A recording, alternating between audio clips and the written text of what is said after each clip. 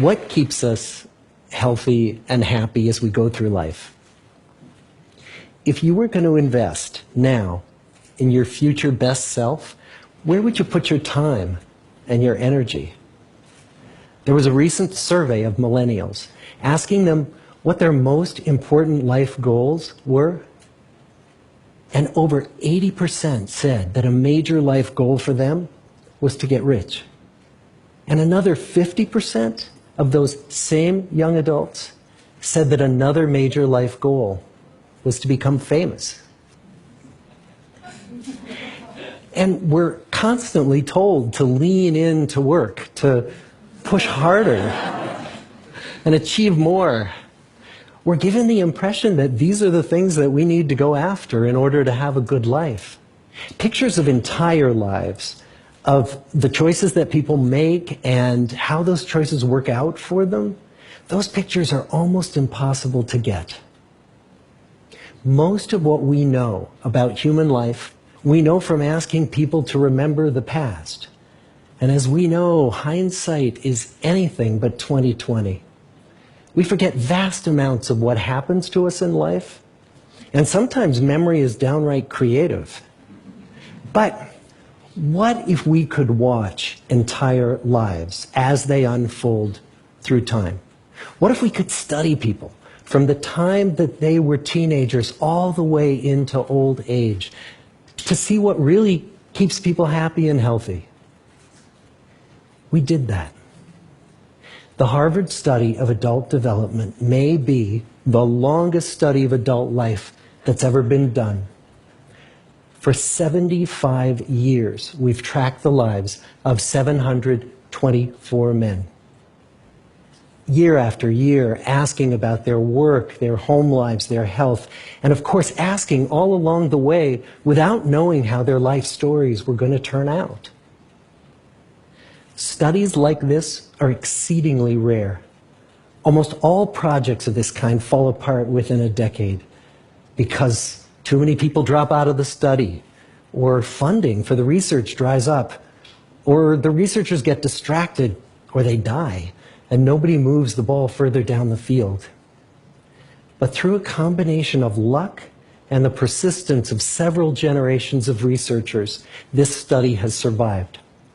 About 60 of our original 724 men are still alive, still participating in the study, most of them in their 90s. And we are now beginning to study the more than 2,000 children of these men. And I'm the fourth director of the study. Since 1938, we've tracked the lives of two groups of men. The first group started in the study when they were sophomores at Harvard College.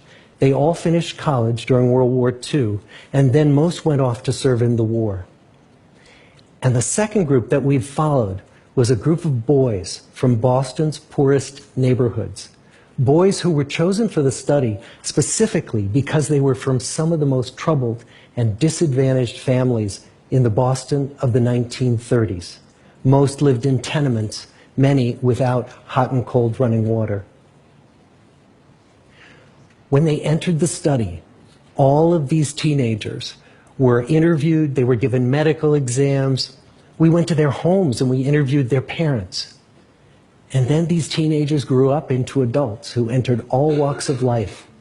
They became factory workers and lawyers and bricklayers and doctors, one president of the United States. Some developed alcoholism, a few developed schizophrenia. Some climbed the social ladder from the bottom all the way to the very top, and some made that journey in the opposite direction. The founders of this study would never in their wildest dreams have imagined that I would be standing here today, 75 years later, telling you that the study still continues. Every 2 years, our patient and dedicated research staff calls up our men and asks them if we can send them yet one more set of questions about their lives. Many of the inner city Boston men ask us, "Why do you keep wanting to study me? My life just isn't that interesting." The Harvard men never asked that question.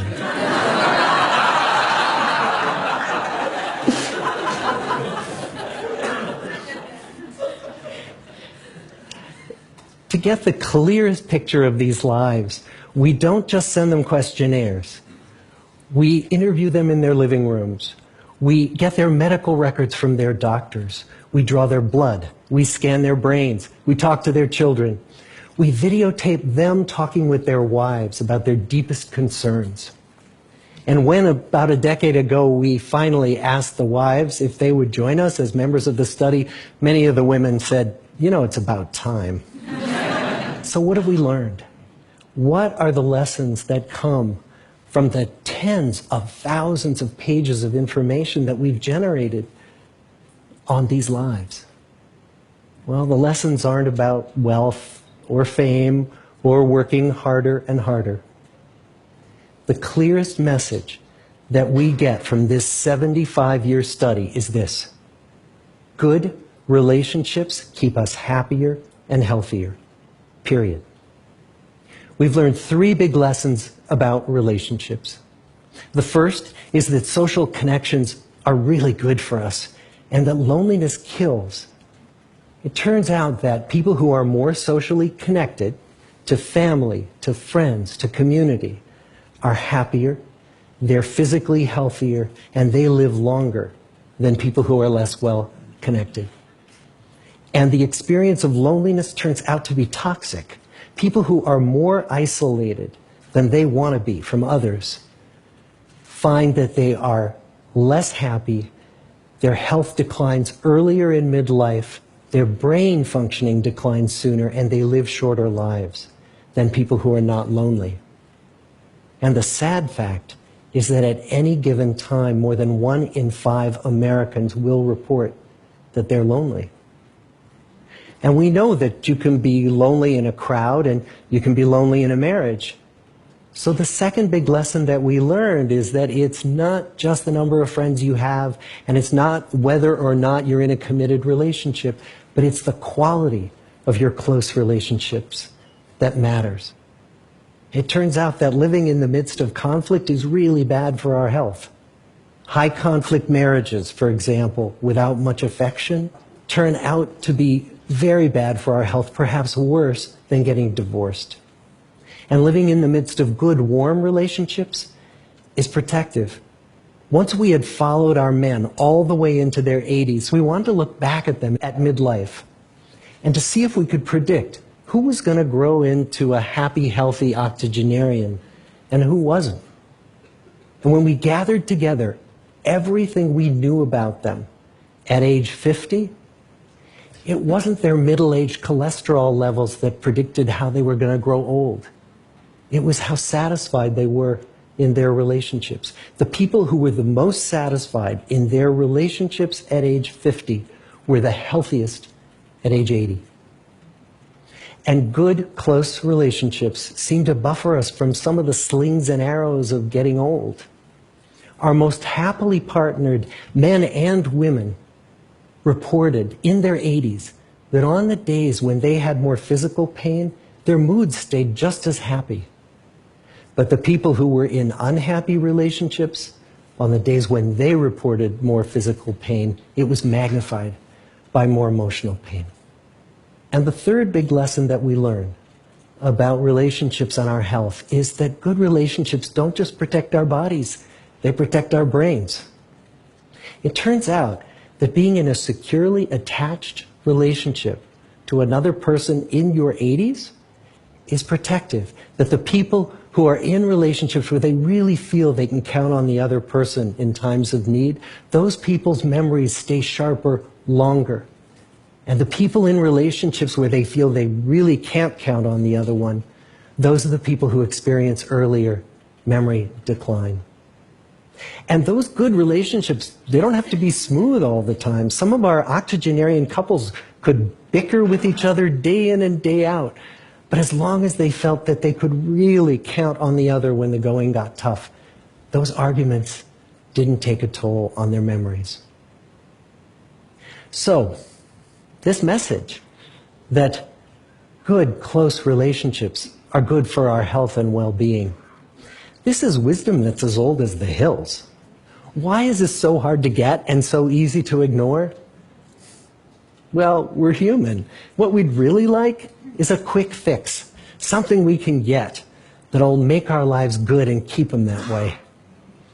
Relationships are messy and they're complicated, and the hard work of tending to family and friends, that's not sexy or glamorous. It's also lifelong. It never ends. The people in our 75-year study who were the happiest in retirement were the people who had actively worked to replace workmates with new playmates. Just like the millennials in that recent survey, many of our men, when they were starting out as young adults, really believed that fame and wealth and high achievement were what they needed to go after to have a good life. But over and over these 75 years, our study has shown that the people who fared the best were the people who leaned into relationships with family, with friends, with community.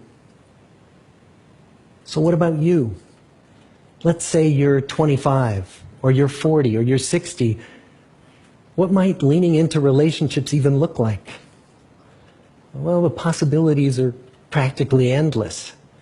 It might be something as simple as replacing screen time with people time, or livening up a stale relationship by doing something new together, long walks or date nights, or reaching out to that family member who you haven't spoken to in years, because those all too common family feuds take a terrible toll on the people who hold the grudges. I'd like to close with a quote from Mark Twain. More than a century ago, he was looking back on his life, and he wrote this: "There isn't time, so brief is life, for bickerings, apologies, heartburnings, callings to account. There is only time for loving, and but an instant, so to speak, for that. The good life is built with good relationships." Thank you.